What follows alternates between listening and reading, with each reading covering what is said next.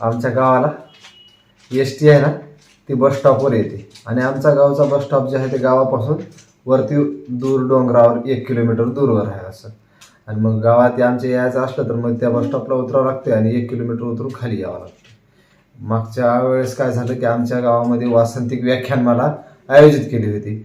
मग आयोजित करणाऱ्यांनी काय केलं की शहरातले मोठ्या शहरातले नामांकित व्याख्याते बोलवले होते. ते असे PhD होते, डॉक्टर होते, असे विद्वान तत्त्वज्ञानी होते असे.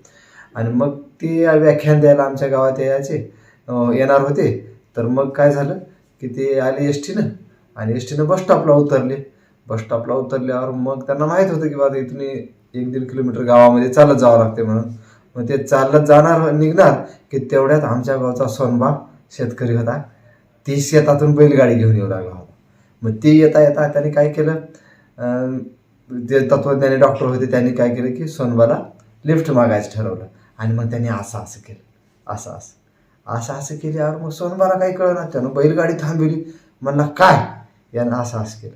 ते होय म्हणला, ते इथे मिळत नाही म्हणलं, ते गावात जावं लागतंय म्हणला. अहो ते म्हणाल नाही, हो मला लिफ्ट पाहिजे, तुमच्या गाडीत बसून मला येऊ द्या गावापर्यंत. असं काय, मग मराठीत सांगा की गाडीत येऊ द्या म्हणून. बरं म्हणले. मग गाडीत बसल्यावर मग आता सोनबा विचारला कोण पाहुणं, कुठून आले, कशाला आले. त्यानं सांगितलं मी PhD आहे, तत्त्वज्ञानी आहे, तुमच्या गावात व्याख्यान आहे ना, व्याख्यान द्यायला आलो तुमच्या गावात. असं काय, लय मोठे आहे. हा मी मोठा तत्त्वज्ञानी आहे. बरं तू काय करतो? मी शेतकरी आहे म्हणला सोनबा. बरं मग आपण एक काम करू म्हणे, आपण प्रश्नमंजुषा खेळू गाव येईपर्यंत म्हणे. चालतंय म्हणे. मला कुठं प्रश्नाचे उत्तर येते हो म्हणला. आहे ना, मी शेतकरी माणूस, तुम्ही तत्त्वज्ञानी डॉक्टर, मी PhD आहे, विद्वान आहे, तत्त्वज्ञानी आहे असं म्हणला. आपण प्रश्नमंजुषा खेळू. असं करू म्हणला, मी तुला एक प्रश्न विचारतो, त्या प्रश्नाचं उत्तर तू दिलास की चांगलं. जर तुला त्या प्रश्नाचं उत्तर नाही आलं तर तू मला पैसे द्यायचे. तू मला प्रश्न विचार, मला त्या प्रश्नाचं उत्तर आलं नाही तर मी तुला पैसे देतो. मग शेतकरी म्हणला, अहो आम्ही शेतकरी माणसं, कुठं पैसे आहे.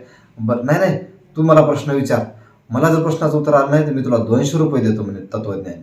आणि मग असं कर म्हणे, मी तुला प्रश्न विचारतो, तुला जर आलं नाही तर तू मला 100 दे म्हणे. हा चालतंय म्हणे सोनबा, तसे शेतकऱ्याला सबसिडी मिळाली पाहिजे म्हणतो. बरं म्हणते. मग ते आधी विचारा म्हणतो, काय विचारायचं ते, मी तत्त्वज्ञानी आहे, PhD आहे, विद्वान आहे, विचारा म्हणलं. मग सोनबानं विचार करून म्हणला, आता ह्याला काय विचारावं म्हणला. त्यानं म्हणला, असा कोणता प्राणी आहे की त्याला 10 पाय आहेत, 10 हात आहेत, 4 शिंग आहेत आणि 2 शेपट आहेत, सांग.